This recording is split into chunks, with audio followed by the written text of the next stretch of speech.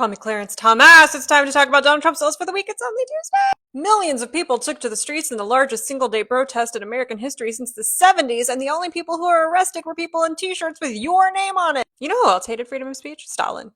You're not a commie, are you? Half of consumer spending in America right now is coming from 10% of households. 10%. Christmas is gonna be interesting. Journalists had guessed that 1 million people canceled their Disney Plus subscriptions after you went after Jimmy Kimmel. Turns out it was 3 times that. And 4 times that canceled their Hulu subscriptions. That woman you failed to indict 3 times for felony assault against an ICE officer was just found not guilty of a misdemeanor. And that union leader you tried to charge with a felony after an immigration raid?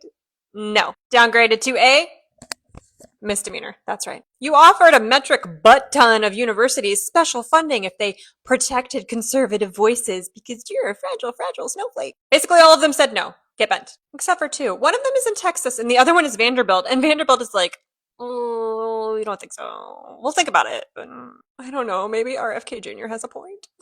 Fully a third of your new ICE recruits are failing the already lessened physical requirements to be an ICE agent. It's 15 push-ups, 32 sit-ups, and a 1.5-mile run in 14 minutes. That's it. A third of your recruits can't do those things. Anyway, the leader of ICE in Chicago has to appear before a judge to justify his behavior. Your nominee for the office of special counsel turns out to be a secret Nazi, leaked in his texts. That seems to be a thing with you recently. Anyway, the Republican senators aren't going to confirm him. So, a state senator from that leaked Young Republicans group chat has resigned. And New York has just disbanded the group entirely. Start over. One of your judicial nominees has been stalled indefinitely in the process because he's been subpoenaed as part of a criminal investigation.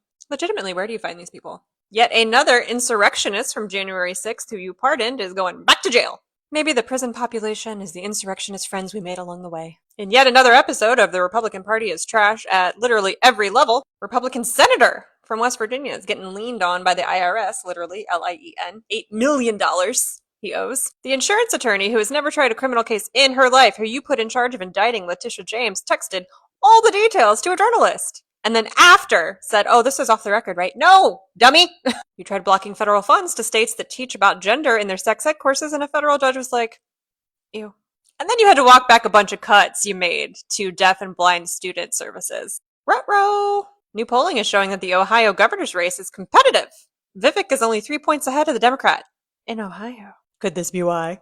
Party identification has swung 13 points to the left since the end of last year. Keep it up, though. It's okay, babe. I'm sure if you keep ripping the facade off the east wing of the White House, you can dig a hole deep enough to bury the Epstein files.